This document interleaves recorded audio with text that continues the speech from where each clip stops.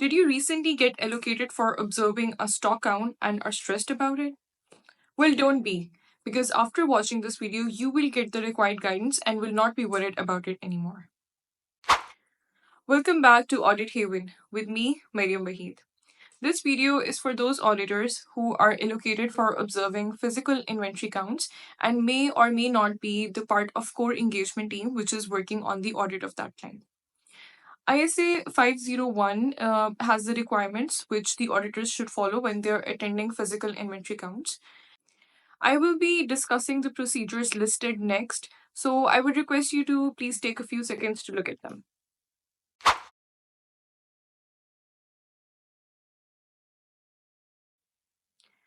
As soon as you get allocated for observing an inventory count, the first thing that you should be doing is obtain an understanding about that inventory count. Know about the business activities of that audit client, know the type of inventory that you will be observing the count for, know where that inventory is stored, how much is that inventory, and how many warehouses or store locations you will be visiting for that count. After you have obtained all the required understanding, have a discussion with the supervisor or manager who is working on that audit to know and agree how many items you should be performing the test count for. For the purpose of this video, I will assume that you will be performing the test counts for 10 items in each category. When you reach the premises, observe how the count is taking place and evaluate management's instructions given to the staff for the count. Once you have done that, obtain a listing of the stock from the management. And after you have the listing, you will be performing two types of procedures. One will be to check the completeness, which is called floor to list, and one will be to check the existence, which is called list to floor. Now I will explain how to do both type of procedures. My suggestion is that you check the existence first by doing the list to floor procedure. Once you have the listing in front of you, identify the items that appear to be material by looking at the price, the quantity, and the total value.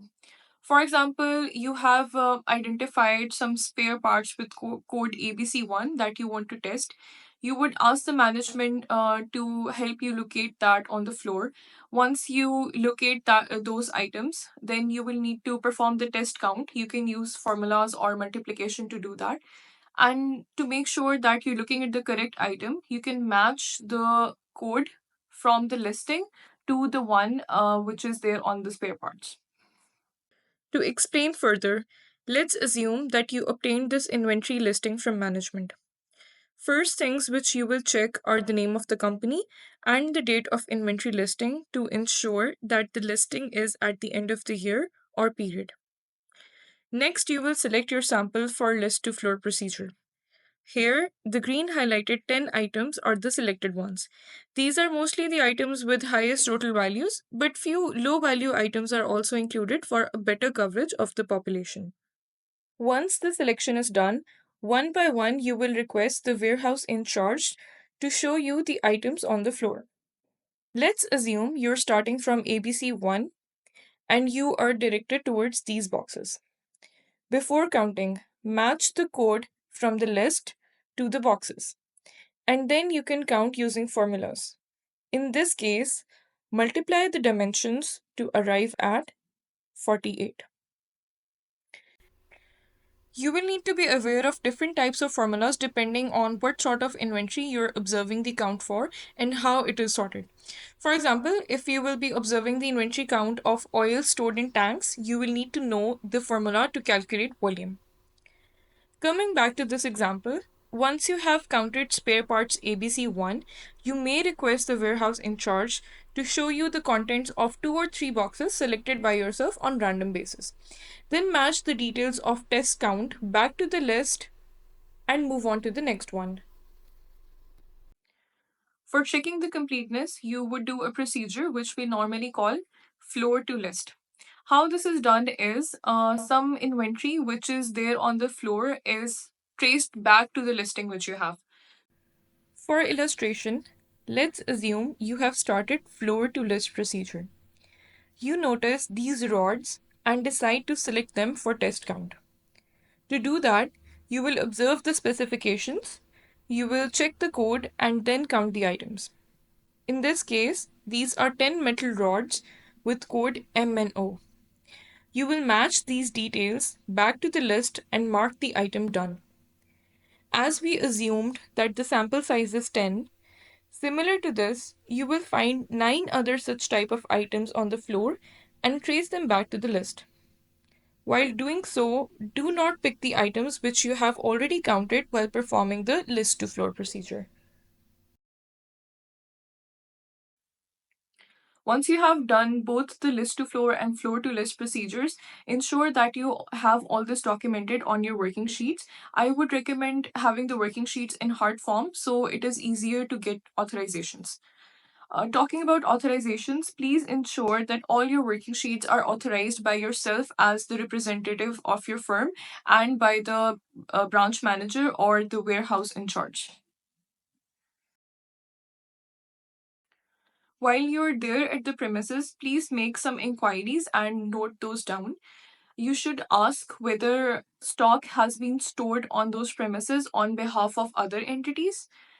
You should ask whether some of the stock which is owned by the audit client is stored in other warehouses or with some third parties. You should also ask whether the stock is damaged or there are any conditions of impairment. Talking about impairment, while doing the test counts, you should also remain very alert to see whether the items appear to be in good condition or impaired. Prepare for the day. Be informed about all the details that you need to know. Plan about your commute. Know how much time you will be spending at the premises, when you should leave, when you should arrive. Wear comfortable clothing. Take your notepad, water bottle, laptop, pen, calculator with you. Call the branch manager or the warehouse in charge in advance to know about the details that you should be expecting when you reach there. Few days in advance, please also check if you would need authorization to enter the premises and arrange for those authorization documents.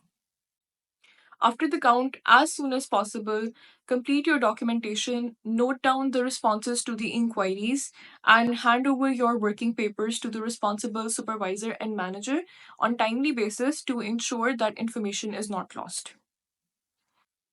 Your experiences of observing stock counts will help you learn a lot, will give you a lot of stories that would stay memorable throughout your professional life.